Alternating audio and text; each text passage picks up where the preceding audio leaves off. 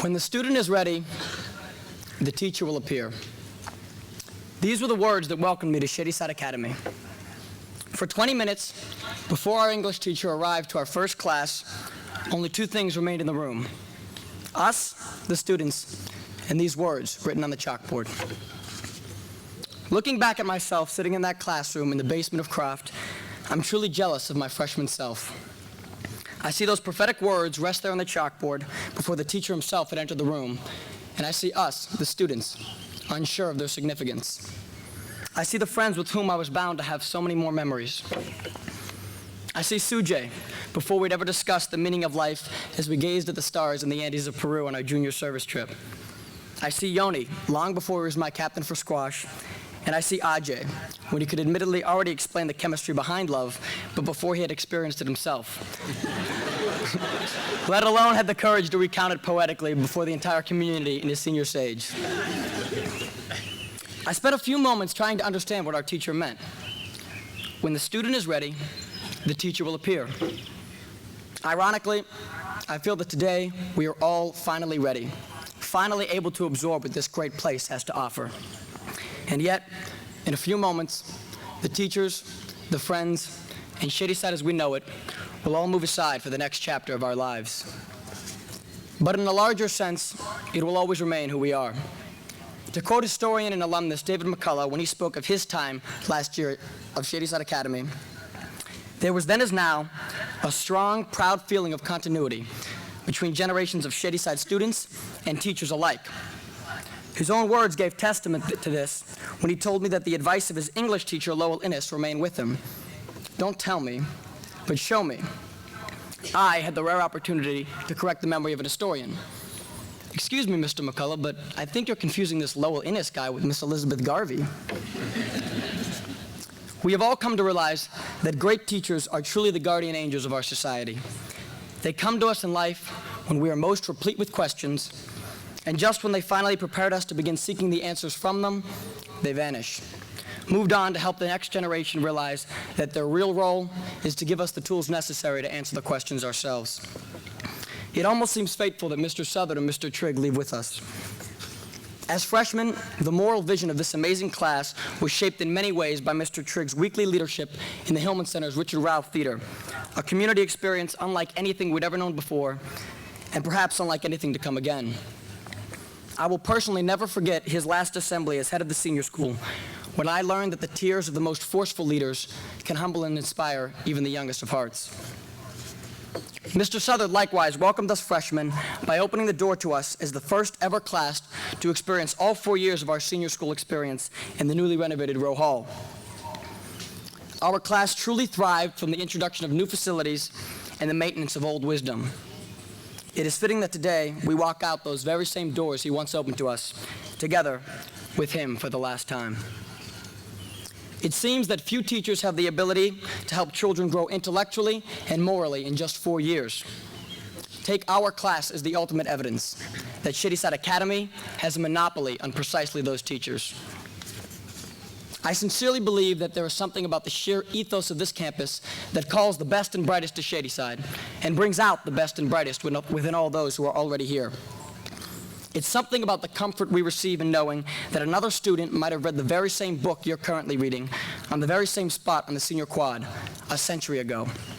That his mind may have had the same question as his eyes read the same words, and that he might have one day found the answer that now waits to be rediscovered.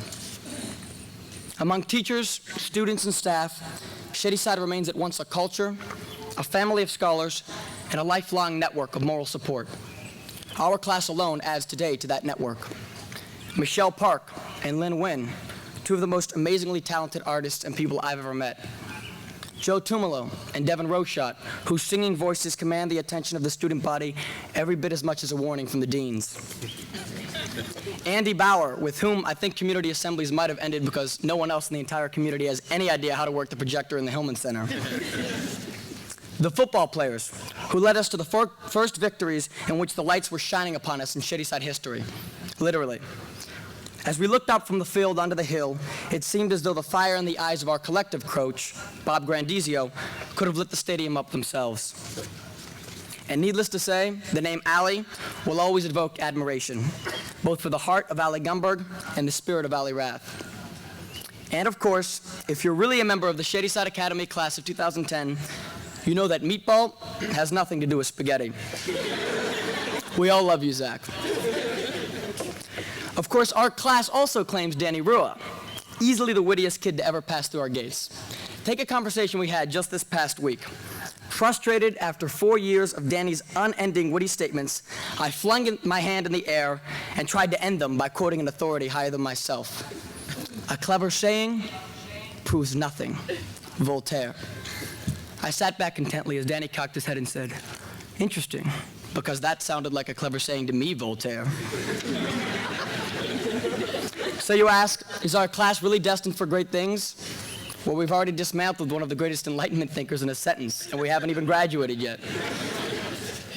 And how could all these great minds come together if we'd never learned the art of the walk and talk from perhaps the most selfless philosopher of them all? This class will always remember that Simba might have Rafiki, and Luke might have Yoda, but we got Satula. But beyond the brilliant minds, accomplished athletes, or musical virtuosos, truly Shady Side's greatest export remains its noble citizens. We are all blessed to have had something that most other schools cannot claim. A beautiful campus that thrives with the passion of erudition in a manner that's in keeping with its city's respect for hard work, humility, and service to others. One day this year, Ben Ross and I decided to take a visit to the Shady Side Academy Junior School. I decided to wait until the day they hand us our diplomas to tell the story, because we actually took this little voyage during interblock when my organic chemistry class may have been missing a student. Sorry, Miss Montemuro, Ben convinced me we were still technically in school, so I went anyway. Now, I'm not a lifer, but I was blessed to attend one of those junior school assemblies that day. When one teacher invoked the school motto, I anticipated the same list of principles: safety, kindness, honesty, responsibility, and respect. It was perhaps a little ambitious to begin enumerating specific ideals to elementary students. Instead, the mantra I had never before heard was spoken clearly and simply to the young minds and hearts of the junior school. Do it, and do it because it is right.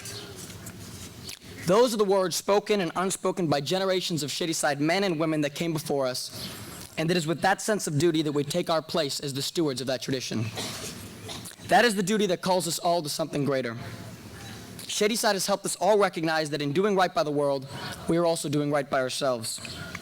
Only in doing what we were put on this earth to do can we ever be truly peaceful. And our teachers and classmates have spent years proving by example that what we were put here to do is that which we already know is right, for its own sake. Happiness, joy, and everything else follow suit. And while most of us will be spending our summer forgetting many of the lessons we have learned here, one among us will be taking this most important lesson to heart. Less than 2 weeks from today, Todd Berglund will join the ranks of Shady Side and the nation's finest at the Air Force Academy. Todd, please stand now as we honor you with a round of applause.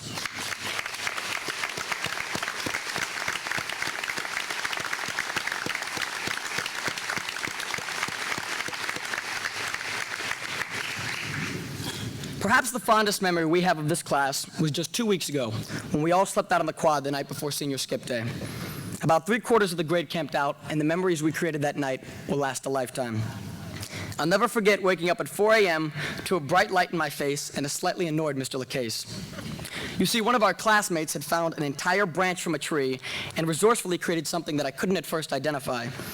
Mr. LeCase, calm and tired, asked the student to hand the branch to him, and when the student asked why, he just sort of stared at him and said, "It's 4 in the morning, and you're running around with a flaming torch in your right hand."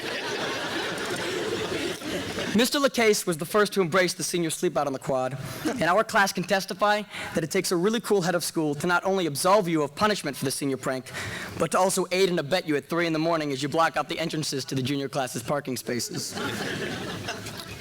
For that one night, our entire class sang and laughed together around the campfire. It was truly a rare and unifying experience. Everyone seemed to have his own purpose in the class that night, and for that ephemeral moment, our class was something more than just the sum of its students. We each listened intently, as nearly all of us contributed something. There was Priyanka, the poet, Max, the storyteller, Brilman, the comedian, Mahima, the musician, Mitch, the folk singer. Miss Skinner later told me that she was brought to tears, for in that one moment, we had all lost ourselves in each other. The irony is that we could have had 20 years of high school, and we still would have only discovered that 2 weeks before graduation. It was a recognition of gratitude to our classmates, our class as a whole, and Shady Side. If only for a moment, we realized that our time together would soon be up, and at that point, nothing else mattered than being with each other. Last year's Student Council President, Sean Hannon, advised us, "Do today what others won't, so that you may do tomorrow what others can't." There was no doubt that the incredibly hard-working Shady Side Academy class of 2010 learned that lesson early on. But that night we learned something else too. When tomorrow comes, enjoy it. Because you don't want to look back on your life and say that I worked today, today, and today for a tomorrow that never came. Something tomorrow is always sadly a day away, but that night, together, our class reached tomorrow. That is my hope for my friends here. Burn the midnight oil today to make tomorrow more amazing than yesterday. And when tomorrow comes, share it with all those who have struggled with you today. Always remember as we move on that you are never alone. The love we discovered for each other that night on the quad reaches like roots far deeper. It is the love each of our parents showed us in making sacrifices years ago to send us to this great institution so that we could one day have that moment. For all those parents here today, and to all those who are watching us from above, especially Dr. Jeffrey Shogun and Dr. Bassam Karma, we thank you. In Pittsburgh history, Mr. Weiss pointed out that if the greatness of our city cannot be expressed verbally, it is witnessed when you walk downtown and see the cement and asphalt peel back to reveal train and trolley tracks. Those are the roots of that love that no one at Andover Academy can claim.